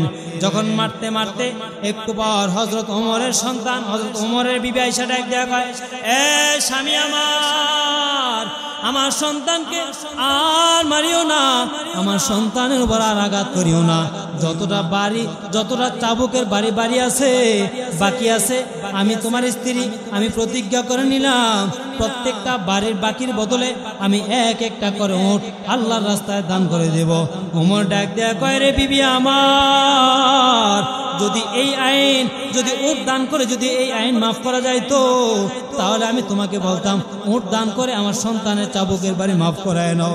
বিবি রে, এই আইন তো আমার আল্লাহ রাসূল বলে যায় নাই, অতএব আমি তোমাকে এই ওট দান করে আমার সন্তানের চাবুকের মায়ের আমি মাফ করাইতে পারবো না। ওমর মারতে মারতে মারতে 30টা 50টা বাড়ি দেওয়ার পর ওমরের সন্তান দুনিয়া থেকে বিদায় নিয়ে চলে যায়। ওমরের সন্তান মারা গেছেন 50টা বাড়ি দেওয়ার পর। চিন্তা করেন, ওমর বিচার করছেন নিজের সন্তান। আর আমগো দেশের বিচার, যার নাম জানি কি, ডালিম, মেজর ডালিমের কারগুজারি শুনছেন হয়তো অনেকে। বিচার, নেতার ছেলে অন্যায় করবে স্বাভাবিক, বিচার হবে না, এটাই স্বাভাবিক। অথচ নিজের সন্তান ওমর নিজের সন্তানের ফিরে মাইরে ফেলছে, 50টা ডোরা লাগাইছে। ওমরের সন্তান দুনিয়া থেকে বিদায় নিয়ে চলে গেছে। 50টা আঘাত করার পর ওমরের সন্তান যখন দুনিয়া থেকে বিদায় নিয়ে চলে যায়, ওমর এবার ডাক দেয়া কয়, ওই এলাকার মানুষ, আমার সন্তানকে গোসল করাইয়া কাফন দাফনের ব্যবস্থা করে নাও। কাফন দাফনের ব্যবস্থা করাইয়া হযরত ওমরের সন্তানকে দাফন করার ব্যবস্থা করো। ওমর সন্তানকে গোসল করাইয়া, সন্তানকে কাফন পরাইয়া যখন কবরস্থানে নিয়ে শোয়াই ফেললেন, কবরে শোয়ানোর পর ওমর এবার জল্লাদরে ডাক দেয়া কয়, জল্লাদ, চাবুকটা আবার নিয়ে আসো। জল্লাদ এবার চিন্তা করলেন, হয়তোবা ওমর নিজের সন্তানের 30টা চাবুকের বাড়ি বাকি আছে, হয়তোবা 30টা বাড়ি নিজের পিঠের উপর মারতে পারে। কিন্তু না না, ওমর এবার জল্লাদ থেকে চাবুকটা হাতে নিয়ে হযরত ওমর নিজের সন্তানের কবরের উপর পিটাইতেছেন। 30টা বাড়ি দেওয়ার পর আল্লাহর কাছে হাত তুলে বলে, মালিক আমার, আমি আমার সন্তানকে 80টা ডোরা লাগাইয়া আমি আমার বিচার খালাস করলাম, আমি আমার বিচার পরিপূর্ণ করলাম। ওগো আল্লাহ, কিয়ামতের ময়দানে আমার সন্তানের বিচার আমি স্বাভাবিকভাবে করছি, এমন অপবাদ দিয়া যেন, এমন দোষী কইরা যেন আমাকে জাহান্নামের আসামি বানানো না হয়। আমি আমার সন্তানকে 80টা ডোরা লাগাইয়া আমি আমার সন্তানের বিচার খালাস করে দিলাম। 30টা বাড়ি বাকি ছিল, এই 30টা আবার কবর উপরে মারছে। তাহলে বিচার কেমন করছেন দেখেন, ওমর বিচার কেমন করছেন? নিজের সন্তানকেও ছাড়ে নাই, নিজের সন্তান নেশা করছে, ফিরে 80টা 50টা বেচাঘাত করছে, মারা গেছে। আর বাকি 30টা কবর উপরে মারছে। আর আমার আপনার নেতা খেতার বাতিজা ভাই বাতিজা ছেলে সন্তান যদি এগুলো অন্যায় করে, আর এটা কি স্বাভাবিক? ডাক দিয়ে নাই, এগুলো করবি না, বা করলেও এদের সামনে পড়বি না, এমনি বলে দেয়। বা আসামি ধরা পড়লেও ওই কেমনে কেমনে গোপনে কোথায় বড় ভাই না থাকে থাকে বল করে শেষ, খালাস খালাস। এগুলো হয়তো দুনিয়াতে করে যাইতেছে, কিন্তু কিয়ামতের মাঠে এগুলো আপনার ছাড় পাবেন না। এগুলো বই বই ঘিরে আপনার প্রত্যেকটা অন্যায়ের বদলা আপনাকে দিতে হবে, নিতে হবে। আল্লাহ পাক বলেন দিবেন আপনাকে।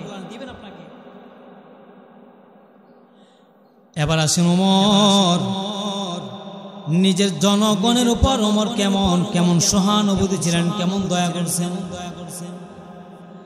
আমাদের পিছনে ক্যাবলা মসজিদুল আকসা ওই সময় কাফেরদের হাতে বন্দী ছিল, বেদিনদের হাতে বন্দী থাকার পর হযরত ওমর ক্ষমতা চালানোকালীন মসজিদুল আকসা যখন কাফেরদের হাতে বন্দী, ওমর এবার চিঠি লিখলেন, একদল সাহাবায়ে কেরামকে পাঠাইলেন, যাও যাও মসজিদুল আকসা যেই সকল কাফেরদের হাতে বন্দী তাদের কাছে গিয়া বলো আমাদের মসজিদুল আকসা যেন আমাদেরকে ফিরায় দেয়, আমাদেরকে ফিরায় দেয়। যদি না ফিরাইয়া দেয় তাহলে আমরা যুদ্ধের মাধ্যমে ছিনে আনবো, যুদ্ধের মাধ্যমে মসজিদুল আকসা ফিরে আনবো। ওমর এবার একদল সাহাবায়ে কেরামকে পাঠাইলেন ওই মসজিদুল আকসা যাদের হাতে বন্দী।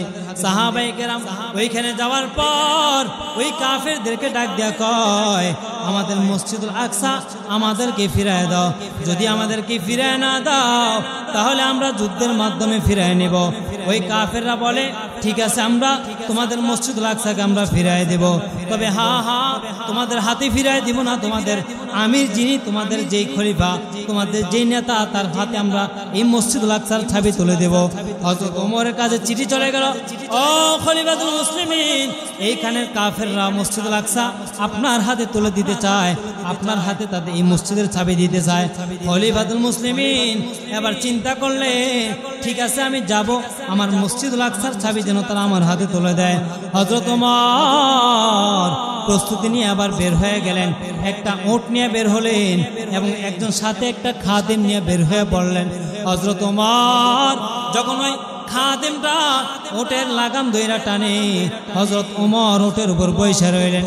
কিছু দূর যাওয়ার পর ওমর এবার ডাক দেয়া কয়, ও আমার খাদেম, ও আমার গোলাম, তুমি আমার এবার উটের উপর ওঠো, আমি ওমর ওই উটের লাগাম ধরে টানতে থাকি।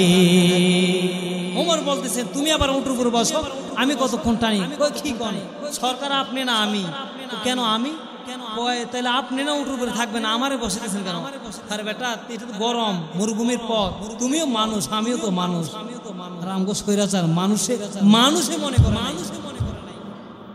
মানুষে মনে করে নাই। মালানোর বাচ্চারা আনা দরকার, আইনা দেশি বিচার করা দরকার। না হয় আপনার আমার সন্তান মরে নাই, শহীদ হয় নাই। কলেজ ভার্সিটির ফুলাফানগুলো যেইভাবে মারছে দেখেন, এদের শরীরটা একবারে কাঁচা শরীর, তাদের ব্রেন কাঁচা ব্রেন, তারা মাত্র তাদের জীবন শুরু, তাদেরকে এই অবস্থায় পাখির মতো টাস ঠাস করে মেরে ফেলছে। ভিডিওগুলো দেখলে আপনি, এখনকার এই ভিডিওগুলো বাইরে হইতেছে, ভাই শরীর থাকে না তো, স্থির থাকে না, এগুলো দেখলে পোলাপানগুলো এমন ভাবে মারছে আপনি মনে হয় যেন, মানে তারা কি মারতেছে তারাই জানে, মনে হয় যেন তারা কোনো প্লাস্টিক বা কোনো কিছুর মধ্যে গুলি মারতেছে, মানে মানুষের কাছে মানে তার কাছে মনে হয় না। ওমর এবার খাদেমকে উটের উপর বসাইয়া ওমর এবার উটের লাগাম দইরা টানা শুরু করে দিলেন। ওমর কিছুক্ষণ উটের লাগাম দইরা টানতেছেন, আবার কিছুক্ষণ খাদেম উটের লাগাম দইরা টানতেছেন। এইভাবে একজন উটের উপর বসে, আবার ওমর নামে, আবার ওমর উঠে, আবার খাদেম নামে, আবার খাদেম বসে, ওমর নেমে যায়। এইভাবে চলতে চলতে চলতে ওই যে মসজিদুল আকসা যে এলাকার মধ্যে, ওই এলাকায় ঢুকবেন। ওই এলাকায় ঢোকার সময় হযরত ওমর উটের লাগাম ধরে টানতেছেন আর বাদশা এই গোলাম উটের উপর বসে রয়েছেন।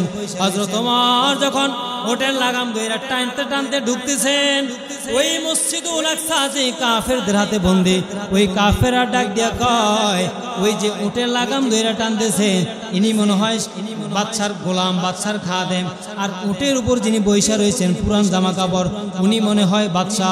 ওই কাফেরদের সামনে ওই ওমর প্রথমে যেই সাহাবায়ে কেরামদেরকে পাঠাইছিলেন, ওই সাহাবীরা ডাক দিয়া কয়, এ বেদিনের দল, এই যে উটের উপর বসে আছে এটা আমাদের বাদশা নয়, এইটা হলো আমাদের বাদশা, ইনি হলেন আমাদের খলিফাতুল মুসলিমিন হযরত ওমর। যিনি উটের লাগাম ধরে টানতেছেন তিনি হলেন আমাদের ওমর, আমাদের সরকার।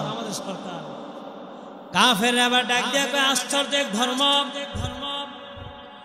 যেই ধর্মের মাঝে সরকার নিজে উটের লাগাম দইরা টানে আর প্রজাদেরকে উটের উপর বসায় দেয়। কাফেররা ডাক দিয়া কয়, ওই ধর্মের মাঝে জানি কি পরিমাণ শান্তি আর শান্তি রয়েছে। ওমর যখন কাফেরদের সামনে দাঁড়ায় যায়, কাফেররা ডাক দিয়া কয়, ও খলিফাতুল মুসলিমিন ওমর, আমাদের সাথে আর কোনো কথা বলতে হবে না, আমরা আপনার এই চরিত্র, আপনার এই কাজ দেখা আমরা প্রতিজ্ঞা করে নিয়েছি, আমাদেরকে আপনি আপনার হাতে হাত রেখে কালিমা পড়ায় দেন, লা ইলাহা ইল্লাল্লাহু মুহাম্মাদুর রাসূলুল্লাহ। কাফের এক বাক্যে কালিমা পড়ে মুসলমান হয়ে গেছে। নিজে উটের লাগাম ধরে টানছেন, প্রজারে উটের উপর বসাইছেন। সামনে যারা বাংলাদেশের ক্ষমতায় আসতে চাইতেছেন বা আসবেন, আপনাদেরকে একবারে অত্যন্ত বিনয়ের সাথে বলতেছি, অত্যন্ত বিনয়ের সাথে বলতেছি, যদি খালেস দিলে খালেস নিয়তে সঠিকভাবে যদি রাষ্ট্র পরিচালনা করেন, আল্লাহ পাক আপনার উপরও খুশি হবেন, রাষ্ট্রের মানুষ আপনার উপর খুশি হবেন, আপনি কিয়ামতের মাঠে আল্লাহর আরশের ছায়ার নিচে স্থান পেয়ে যাবেন। নচেত যদি দুর্নীতিবাজ করেন বা আগের মতো হন, তাহলে পোলাবান আগেরটা ভাইকে দেওয়ার কোনো সুযোগ দিয়েছে, এবার মনে হয় আমার মনে হয় না ভাইকে দেওয়ার কোনো সুযোগ দিবে। কারণ মানুষ ঘুষ খেলে হুঁশ হয়, ঘুষ খাইলে হুঁশ হয়। আমরা জানতামও না যে এইভাবে দলবদ্ধভাবে নাম রেজে একজন বাইকে যেতে পারবে। মনে করেন একদিন ভাগ ভাই নাম তো শুধু আলেমরা প্রতিবাদ করছে, আলেমরা যুগে যুগে মার খাইছে, জনগণ নামে নেই, পোলাবানও নামে নেই। এখন পোলাবানও নামছে, ওলামায়ে কেরামের সাথে নামছে, মনে করেন এক ঠেলাতে বাগছে। ওকে, এখন বাংলাদেশের মানুষ বুঝে গেছে, সামনে আল্লাহ পাক রব্বুল আলামিন আমাদের জন্য একদম ন্যায়পরায়ণ বাদশা, সঠিক সরকার, সঠিক বাদশা নিযুক্ত করে দিক। সকলে বলেন আমিন। আল্লাহ পাক যেন আমাদের উপর সামনে কোনো স্বৈরাচার বাদশা যেন আমাদের মাথার উপর চাপায় না দেয়, এটাও আপনার আমার খেয়াল রাখতে হবে, আপনি আমি খেয়াল রাখতে হবে। আল্লাহ রাসূল বলছেন, যেই দেশের মানুষ বাটপার, যে দেশের মানুষ ধোঁকাবাজ, ওদের জন্যই আল্লাহ পাক রব্বুল আলামিন এরকম বড় বড় জালেম সরকার চাপায় দেয়। আপনি দেখেন বাঙালি কেমন চালাক, কেমন বাটপার। আপনি এনতে যে বাজার মাথা থেকে যদি আপনি এখানে আসেন, একটা রিক্সা ভাড়া করে যদি আসেন, ভাড়া কত যাবে? হয়তো 20 টাকা বা 10 টাকা 30 টাকা হতে পারে। কিন্তু আপনি যদি এখানে দাঁড়াইয়া বৃষ্টির দিন, ঝড় তুফান, কঠিন বৃষ্টি হইতেছে, আপনি রিক্সাওয়ালা বলেন, মামা যাবেন কোথায়? এই যে বড় গ্রাম। ও না, যাবো না। সে কিন্তু যাবে, যাবো না কেন? আরে বৃষ্টির মাঝে কেমন যায়? কোনো বাড়াই দিবেন, কত বাড়াই দিলে দিবেন? দিলে 100 টাকা বাড়াই দিবেন, এমনি বলে। বাড়া 20 টাকা, 100 টাকা বাড়াই দিবেন। বাঙালি কত ধোঁকাবাজ, কত মনের ভিতরে কত ফেস, কত চিন্তা করে। তো এই জাতির জন্য আল্লাহ পাক জালেম সরকার, স্বৈরাচার সরকার চাপাই দিবেন, তো কি দিবে? আমাদের জন্য সঠিক বাদশা দিবে। যদি আমি নিজে সঠিক হয়ে যাই, তাহলে আমাদের জন্য একজন সঠিক মানুষ আল্লাহ পাক নিযুক্ত করবেন। যদি আমি নিজেই জায়গায় জায়গায় ধোঁকা দেই, মানুষকে মিথ্যা বলে, ব্যবসায় কম দেই, কি জানি ওজনে কম দেই, মানুষের সাথে 2 নম্বরই করি, তাহলে আমার আপনার জন্য এরকম একজন ধোঁকাবাজই আমাদের জন্য নিযুক্ত করে দিবেন। এজন্য আমি নিজে সঠিক পথে চলে আসি, নিজে সত্য হয়ে যায়, সঠিক হয়ে যায়, আল্লাহ পাক আমাদের জন্য একজন সঠিক বাদশা নিযুক্ত করবেন। তো 2 নম্বর, আল্লাহর আরশের নিচে যে মানুষদেরকে স্থান দিবেন, আল্লাহর আরশের ছায়া নিচে আল্লাহ পাক রব্বুল আলামিন যে মানুষদেরকে ছায়া দিবেন, সেটা হলো যুবক। এই যে বলেছিলাম, যুবক ভাইরা, যুবক বয়সের ইবাদত, যৌবনকালের ইবাদত আল্লাহর কাছে এত পছন্দ। আল্লাহ পাক রব্বুল আলামিন এই যুবকদেরকে এত পছন্দ করতেছেন, এত পছন্দ করছেন যে তাদের যৌবনকালের সেজদা, যৌবনকালের ইবাদত, যৌবনকালে একবার সুবহানাল্লাহ বলাটা আল্লাহর কাছে কেমন প্রিয়, কেমন প্রিয়, যুবকদেরকে নিয়ে ফেরেশতারা সহ আল্লাহর কাছে গর্ব করে আলোচনা করে যে তার মতো কত যুবক আছে গুনাহে এই মুহূর্তে লিপ্ত, তার মতো কত যুবক আছে এই মুহূর্তে নেশায় আসক্ত, এই মুহূর্তে এই যে এখন আপনাদের সামনে বয়ান করতেছি, আপনারা বয়ান শুনতেছেন, এই পাশে বর্ডার সাইড মনে হয়, এই মুহূর্তেও অনেক অনেক যুবক হয়তো নেশা আসক্ত হয়ে রয়েছে। তো ওদের মতোই আপনাদেরকে করতে পারতো, কিন্তু আপনারা আজকে এখানে আসছে বসছেন, বসার পর আলোচনা শুনতে বসে গেছেন, সবকিছু ছেড়ে দিয়া, বাড়ি গাড়ি বিবাল বাচ্চা সবকিছু ছেড়া আল্লাহ পাক বলে আপনাদের দিকে কেমন কেমন মায়ের নজরে তাকাইছেন আপনারা কল্পনা করতে পারবেন না। আল্লাহ পাক বলেন মুস্কি মুস্কি হাসেন আর ফেরেশতাদেরকে নিয়ে আলোচনা করতেছেন, মুস্কি মুস্কি হাসতেছেন আর ফেরেশতাদের নিয়ে আলোচনা করতেছেন।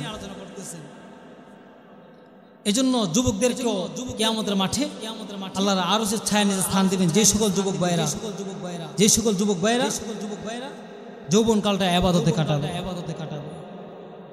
রাসূল আরবি সাল্লাল্লাহু আলাইহি ওয়াসাল্লাম একটা ছোট্ট একটা ঘটনা বলে আপনাদেরকে সামান্য একটু বিনোদন দেই। নবী করিম সাল্লাল্লাহু আলাইহি ওয়াসাল্লাম একদিন খাবার খাইতে বসেছেন, খেজুর খেজুর খেজুর খেজুর খেজুর খাইতে বইসা, মনে করেন এক ঝুড়ি খেজুর আসছে, খেজুর খাইতে বইসা সাহাবায়ে কেরামও বসা, হযরত আলী ওইখানে বসা। হযরত আলী যখন এক ঝুড়ি খেজুর আসছে, সমস্ত সাহাবায়ে কেরাম এখানে যারা বসা সবাই ক্ষুধার্ত, মানে পেটে কেউ 2 দিন 3 দিন খাবার নাই। তাদের খাবার না থাকলে তারা এই হুজুরের চেহারা দিকে তাকায় থাকে, রাসূলের চেহারা দেখে দেখে ক্ষুধার নিবারণ করতে। তো রাসূলের দরবারে বসা, হঠাৎ করে একটা লোক এক ঝুড়ি খেজুর আনলেন, খেজুর আইনা রাসূল বলতেছেন এই সবাই যেতে ক্ষুধার্ত তাড়াতাড়ি করো, দস্তরখান বিছাই ফেলো, বিছাই বসে যাও, খেজুর খাইতে বসে গেছে। হযরত আলী রাসূলের মেয়ের জামাই, সকলে জানেন হযরত ফাতেমার স্বামী, রাসূলের মেয়ের জামাই, রাসূলের সাথে গা ঘাসাঘাসি বসছেন, রাসূলের সাথে বসলেন, রাসূলের সাথে বসলেন আর চিন্তা করলেন যেহেতু শ্বশুর জামার হাতে হয়তো 2-1টা খেজুর বেশি তুলে দিবে, হয়তো আমি আমার শ্বশুরের সাথে বসলে 2-1টা বেশি খাইতে পারবো, এই চিন্তা করে রাসূলের সাথে বসছেন। রাসূল বুঝে ফেলছেন, যখন খেজুর খাইতে বইসা রাসূল বলতেছেন এই সবাই খেজুর খাওয়া ভালো কথা, কিন্তু সবার খেজুরের দানাগুলো সবার সামনে রাখবা, যার সামনে রাখবা। তো সবাই খেজুর খাইতেছে, সামনে রাখতেছেন। রাসূল কি করলেন, নিজে খেজুর খাইতেছেন, নিজের খেজুর দানাগুলো হযরত আলীর দানার সাথে রাখতেছেন, হযরত আলীর দানার সাথে রাখতেছেন। সবাই তো সবার খেজুর খাইতেছেন, সামনে রাখতেছেন, হযরত আলীর সামনে রাসূলগুলো রাখতেছেন। মানে আলী কিন্তু এই কৌশলটা বোঝে নাই। খাওয়ার পর হযরত রাসূল বলতেছেন এই সবার সামনে খেজুর দানা যেহেতু আছে, কে কয়টা খাইছে একটু গণনা করো। সবাই গণতেছে, কেউ 30টা, কেউ 32টা এমন খাইছে। তো সাহাবায়ে কেরাম গণনা করে রাসূল আমি 30টা, কেউ 30টা, 33টা, 32টা, এই 30-35 এর মাঝখানে আছে।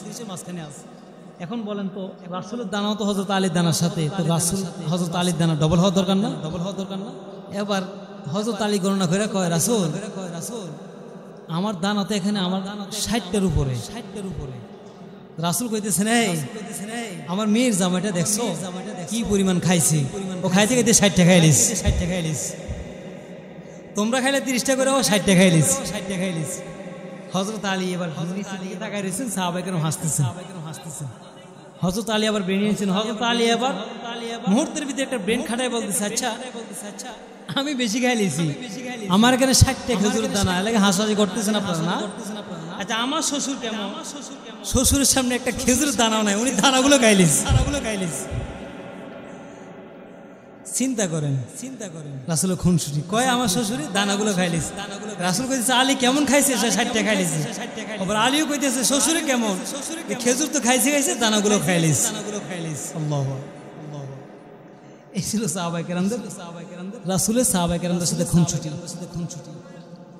কেমন রাসূল ছিলেন, ওই রাসূলের আদর্শ, রাসূলের জীবনী চরিত্র যদি আমার আপনার নিজের মধ্যে ফিট করে নিতাম, আমাদের দেশের সরকার যারা হইতেছে হবে, যারা হয়েছিল, তারা যদি রাসূলের আদর্শটা গ্রহণ করে নিত, আল্লাহর কসম আমার মনে হয় না আমার এই দেশের মধ্যে কোনো অশান্তি বলতে কিছু থাকতো। নিশ্চয় আল্লাহর পক্ষ থেকে রহমত এবং সাকিনা ধারাবাহিকভাবে বর্ষণ হতো। দেখেন না আফগানিস্তানে কি পরিমাণ রহমত ও সাকিনা আল্লাহ পাক ঢালছেন। তাদের ইমানি শক্তির কারণে তারা জায়গায় জায়গায় খুনি পাইতেছে, জায়গায় জায়গায় তাদের সম্পদ বাড়তেছে। তারা গরিব রাষ্ট্র কিন্তু তাদের সম্পদ বাড়তেছে, তাদের ইমানের পাওয়ার বেশি। এজন্য যদি আমাদের দেশের সরকাররাও আমাদের দেশের জনগণরাও যদি এমন রাসূলের আদর্শিত হয়ে যেত, তাহলে আমার মনে হয় না দেশের মধ্যে কোনো অশান্তি আসতো। আল্লাহ পাক রব্বুল আলামিন আমাদের সবাই সারা দেশের মধ্যে শান্তির বাতাস বয়ে দিক, সকলে বলেন আমিন। আসুন আপনাদের সামনে সামান্য একটু জিকির আলোচনা করে, হুজুর সম্ভবত এসে গেছেন, জিকির আলোচনা করে সামান্য জিকির কয়েকটা আমল দিয়ে আমি আমার আলোচনা শেষ করবো ইনশাআল্লাহ। আমি পবিত্র কালামুল্লাহকে যে আয়াতখানা পাঠ করছিলাম, আল্লাহ পাক রব্বুল আলামিন পবিত্র কালামুল্লাহর মাঝে বর্ণনা করেন, ফাযকুরুনি আযকুরুকুম ওয়াশকুরুলি ওয়ালা তাকফুরুন। আল্লাহ শাআনহু ওয়া তাআলা বলেন, হে পয়গম্বর উম্মতদেরকে জানায় দেন, আপনার উম্মতদেরকে জানায় দেন, যারা বেশি বেশি করে আমার জিকির করবে, যারা বেশি বেশি করে আমাকে স্মরণ করবে, আমি আল্লাহ তাদেরকে বেশি বেশি করে স্মরণ করব, জিকির করব, তাদেরকে নিয়ে আলোচনা করব। এই যে আজকে এখানে বসে গেছেন, আল্লাহর হাবিব সাল্লাল্লাহু আলাইহি সাল্লাম বলেন, কোন জায়গায় যদি কুরআন ও হাদিসের আলোচনা করা হয়, কোন জায়গায় যদি আল্লাহর প্রশংসা করা হয়, আল্লাহর রাসূলের হাদিস নিয়ে আলোচনা করা হয়, নবী করিম সাল্লাল্লাহু আলাইহি সাল্লাম বলেন, একদল ফেরেশতা আপ ডাউন করতে থাকে, রাস্তাঘাটে হাঁটতে থাকে, তারা খুঁজতেছে কোথায় আল্লাহর কুরআন ও হাদিসের আলোচনা করা হয়, কোথায় আল্লাহর জিকির করা হয়, কোথায় আমার আল্লাহকে নিয়ে আলোচনা করা হয়, ওই জায়গাটি খুঁজতেছে। আল্লাহর নবী বলেন, যদি কোথাও আল্লাহ এবং আল্লাহর রাসূলের কুরআন ও হাদিস নিয়ে আলোচনা করা হয়, নবী বলেন ফেরেশতারা খবর পাওয়ার পর একজন ফেরেশতা আরেকজন ফেরেশতাকে ডাইকানে বলে, দেখ দেখ দেখ, এইখানে কিছু গুনাহগার বান্দা আল্লাহ পাক রব্বুল আলামিন নিয়ে গুণগান গাইতেছে, আল্লাহ কুরআন ও হাদিস নিয়ে আলোচনা করতেছে, শুনতেছেন। এইভাবে একজন একজন করে ডাকতে থাকেন, এক একজন করে ফেরেশতা ডাকার পর আল্লাহ নবী ডাক দেয়া কয়, ওই জায়গায় অনেকগুলা ফেরেশতা হাজির হয়ে যায়। ফেরেশতা হাজির হওয়ার পর ওই জায়গাটা বেষ্টনী করে নেয়, জায়গাটা ঘেরাও করে নেয়। জায়গাটা ঘেরাও করে নেওয়ার পর আল্লাহ নবী বলেন, ফেরেশতারা আবার ওই জায়গায় আল্লাহর কুরআন ও হাদিসের আলোচনার পর ওই ফেরেশতা আবার আল্লাহর কাছে চলে যায়। আল্লাহর কাছে যাওয়ার পর আল্লাহর আরশে গিয়ে ঠক ঠক করে আওয়াজ করেন, ডাক দেয়া কয়, মালিক আমার, ও মালিক আমার। ফেরেশতাদেরকে আল্লাহ ডাক দেয়া কয়, কেন এখানে হাজির হয়েছো? এইভাবে দলবদ্ধভাবে আমার আরশে কেন আসছো? আল্লাহ পাক রব্বুল আলামিন বলার পর ফেরেশতারা জবাব দেয়, এ প্রভু আমার, এই দরিব বটগ্রাম এলাকায় যুব সমাজের উদ্যোগে জামে মসজিদের এলাকার উদ্যোগে একটা কোরআন ও হাদিসের আলোচনার মাহফিল আয়োজন করা হয়েছে। ওই মাহফিলের মধ্যে কিছু আপনার গুনাহগার বান্দা আপনার আলোচনা শোনার জন্য বসে গেছে। কোরআন ও হাদিসের আলোচনা শোনার জন্য ওই বান্দারা ওই জায়গায় অবস্থান করেছে। ওগো আল্লাহ, এতক্ষণ আমরা ওই জায়গায় দাঁড়াইয়া আপনার গুণগান শুনছিলাম আর তাদেরকে পাহারা দিয়েছিলাম। ওগো আল্লাহ, এখন তাদের আলোচনাও শেষ, আপনার কাছে আসলাম সুপারিশ করার জন্য। আল্লাহ ডাক দেয়া কয়, ফেরেশতারা কি সুপারিশ করবা? মালিক ডাক দেয়া কয়, এ ফেরেশতারা কি সুপারিশ করবা? আল্লাহ পাক রব্বুল আলামিন যখন ফেরেশতাদেরকে ডাক দেয়া কয়, তাদের জন্য কি সুপারিশ করার জন্য আসছো? ফেরেশতারা ডাক দেয়া কয়, আল্লাহ, এরা বাড়িঘর ছাইরা এই কোরআন ও হাদিসের আলোচনা শোনার জন্য আসছে। আপনি যদি এদেরকে ক্ষমা না করেন, আমরা ফেরেশতারা এখান থেকে যাব না। আল্লাহ ডাক দেয়া কয়, ফেরেশতারা রে, এই বান্দারা কি আমার বানানো জান্নাত দেখছে? বলে, না না, আপনার বানানো জান্নাত দেখে নাই। বলে, আমার বানানো জাহান্নাম দেখছে? বলে, না না, আপনার বানানো জাহান্নাম তারা দেখে নাই। এই ফেরেশতারা, তাহলে তারা কেন বসছে? ওগো মালিক, এদের গুনাহ আছে, এরা জীবনভর গুনাহ করার কারণে আপনার কাছে ক্ষমা নেওয়ার জন্য আপনার ভয়ে তারা এখানে বসে গেছে। আপনার আলোচনা শুনে আখিরি মুনাজাত দিয়ে তওবা করে তারা এখান থেকে যাবে। আল্লাহ ডাক দেয়া কয়, ফেরেশতারা শোন, তারা যেহেতু আমারে দেখে নাই, তারা যেহেতু আমার বানানো জান্নাত দেখে নাই, তারা যেহেতু আমার বানানো জাহান্নাম দেখে নাই, তাহলে তোদেরকে সাক্ষী রাইখা আমি আল্লাহ আমার এই সকল গুনাহগার বান্দাদেরকে আমি আল্লাহ ক্ষমা করে দিলাম। শুধু তাই নয় আমি আল্লাহ তাদের নামগুলা জাহান্নামের খাতা থেকে কাইটা এদের নামগুলা আমি আল্লাহ জান্নাতের খাতা লিপিবদ্ধ করে দিলাম। জান্নাতের খাতায় আপনারা আমার নাম উঠে গেছে, বলেন না সুবহানাল্লাহ, সুবহানাল্লাহ। তাহলে এখানে যারা এদিক সেদিক ঘোরাফেরা করতেছেন, কিছুক্ষণ পর সাকাত বিন তাহের হুজুর চলে আসবেন, আলোচনা করবেন, বয়ান শুনবেন। এখনো যারা গাফিল হয়ে বাইরে ঘোরাফেরা করতেছেন, আপনারা লিখে নেন, আপনাদের কপাল হয়তো পড়ে গেছে। কারণ একটা দামি মজলিস প্রত্যেক দিন তৈরি হয় না, প্রত্যেক দিন বানায় নাই, প্রত্যেক দিন আয়োজন হয় না।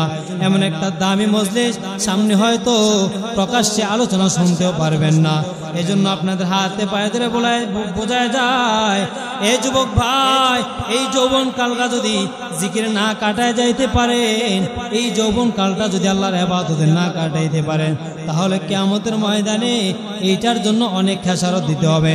আল্লাহর হাবিব সাল্লাল্লাহু আলাইহি ওয়াসাল্লাম বলেন, যৌবন কালের ইবাদত আমার আল্লাহর কাছে অধিক প্রিয়। এই যুবক ভাই, যৌবন কালে এই যুবক বয়সে যদি জিকির কইরা জবানে জিকির চালু রাখতে পারেন, জবানে যদি কলবে যদি জিকির চালু রাখতে পারেন, আপনি আমার আল্লাহর কাছে হীরা মণি মুক্তার চেয়েও অনেক দামি হয়ে যাবেন। নবী করিম সাল্লাল্লাহু আলাইহি ওয়াসাল্লাম বলেন, নবী করিম সাল্লাল্লাহু আলাইহি ওয়াসাল্লাম বলেন, কেউ বুঝি উহুদ পাহাড় সম পরিমাণ সওয়াব নিতে চায়, সাহাবায়ে কেরামকে ডাক দেয়া কয়, কেউ কি উহুদ পরিমাণ সওয়াব নিতে চায়? সাহাবায়ে কেরাম ডাক দেয়া কয়, ইয়া রাসূলুল্লাহ, ও পয়গম্বর, কেমনে সম্ভব উহুদ পাহাড় পরিমাণ সওয়াব নেওয়া? আল্লাহর নবী ডাক দেয়া কয়, সম্ভব। বলে কেমনে সম্ভব? আমার নবী বলেন, একবার জবানে যদি সুবহানাল্লাহ বলো, আমার আল্লাহ পাক রব্বুল আলামিন তোমাকে উহুদ পাহাড় সমপরিমাণ সওয়াব দিয়ে দিবে। তাহলে আখির নবীর উম্মতদেরকে এত পরিমাণ স্পেশালি ভাবে ছাড় দিয়ে দিয়েছেন। আপনি একবার সুবহানাল্লাহ বলতে কত সময় লাগছে বলেন? তাহলে একবার সুবহানাল্লাহ বলছেন, তাহলে আপনার জন্য উহুদ পাহাড় সমপরিমাণ সওয়াবের ভান্ডার হয়ে গেছে। সুবহানাল্লাহ। তাহলে পদে পদে হাঁটতে হাঁটতে প্রত্যেকটা মুহূর্ত আমার আপনার জবানে আল্লাহ পাক রব্বুল আলামিনের জিকির থাকা দরকার। আবার মুর্শিদের নামে নয়, মুর্শিদের নামে, বাবার নামে, খাজার নামে। আহা, এটি মানুষদের এই যে মুর্শিদ আমার পোলাফাইন দেখছেন, এই পোলাফাইন এগুলো নিয়ে দুষ্ট করে ট্রল করে। এরাও জানে এগুলোতে মজাকের জিনিস, মজাকের খোরাক। কত বড় ভণ্ড যে হিমদে জিকির করে। এটা কি শব্দ? খেক্কু আল্লাহর 99টা নাম মাদ্রাসার পোলাবান আছে, তারা জানে 99টা সিফাতি নাম আছে, গুণবাচক নাম আছে। এতগুলা নামের মাঝে কোথাও খেক্কু নাম নাই, কোথাও হিমদে ডিমদে কোনো নাম নাই। অথচ এগুলার মুখে ডিমদে, হিমদে, এই খেক্কু, হুক্কুর, হাক্কুর, এই শব্দগুলো কোত্থেকে টোকে আনসাল্লাহ বলেন? টান মারে কিনে জানে, মুর্শিদ আমার হুজুরি সাকি মহিমা জানে, গলার মালা পরাইয়া ওই দিক থেকে টান দিয়ে বইছে, গলার মালা পরাইয়া তার লুঙ্গি দইরা টানে, লুঙ্গি দইরা বলে টানে বাবা, মুর্শিদ তার লুঙ্গি দইরা টানে। আল্লাহ পাক রব্বুল আলামিন সবাইকে সব ভণ্ডামি থেকে হেফাজত করুন, সকলে বলেন আমিন। নবী করিম সাল্লাল্লাহু আলাইহি ওয়াসাল্লাম বলেন, আমার কোন উম্মত যদি জবানে জিকির চালু রাখে, জিকির,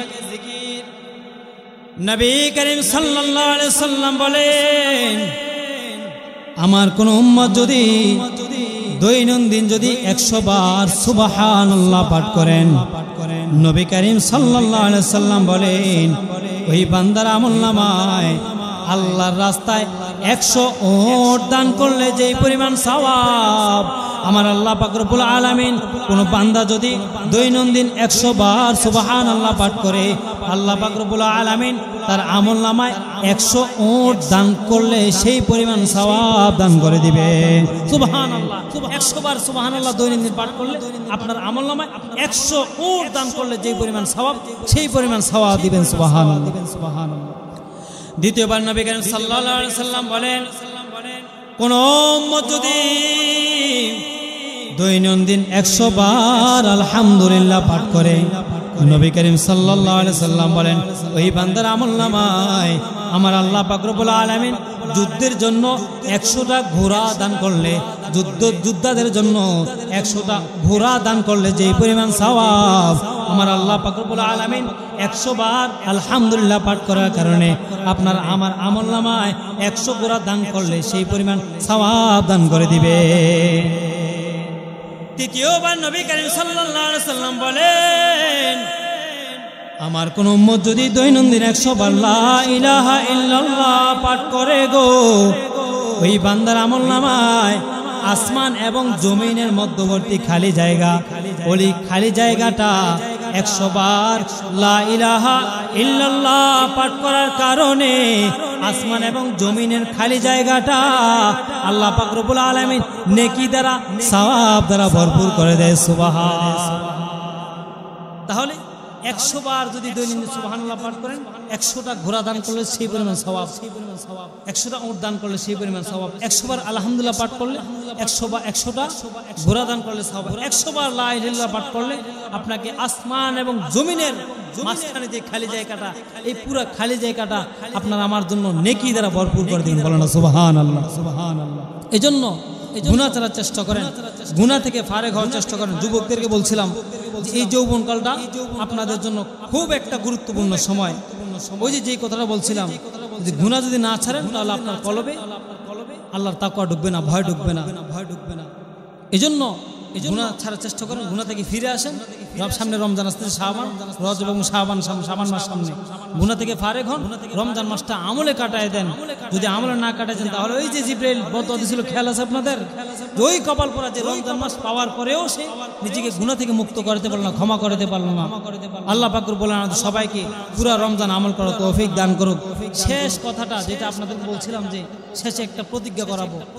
ভাইরা আমার, বর্তমান যেই রাজনীতি, যে সিচুয়েশন, যে অবস্থা দেশে চলতেছে, জানেন, শুনে দেখতেছেন। আপনাদেরকে একটা কথাই বলি, যেই নেতায় আসুক, যেই রাজনীতি, যেই দলেই করি, যাই করি না কেন, প্রথমত আপনি মুসলমান এটা বিশ্বাস করে নিতে হবে আপনাকে। আমি ইমানদার, আমার কবর আছে, মরলে আমার পরকাল জান্নাত আছে, জাহান্নাম আছে। ওই পরকালে শুরু আছে, শেষ নাই। যদি আমি সামান্য 60-70 হায়াতের জিন্দেগি পাইয়া যদি আমি আমার এই পুরা জিন্দেগি নষ্ট করে দেই, তাহলে আমার চেয়ে কবর পর আর কেউ নেই। অতএব কোনো নেতার পিছনে পইরা, কোনো নেত্রী পিছ খপ্পরে পইরা কোনো আলেম বিদ্বেষী হবেন না, কোনো আলেমের বিপক্ষে যাবেন না, ধর্মের বিরুদ্ধে যাবেন না, ইসলামের বিরুদ্ধে যাবেন না, কোরআন হাদিসের বিপক্ষে কথা বলবেন না।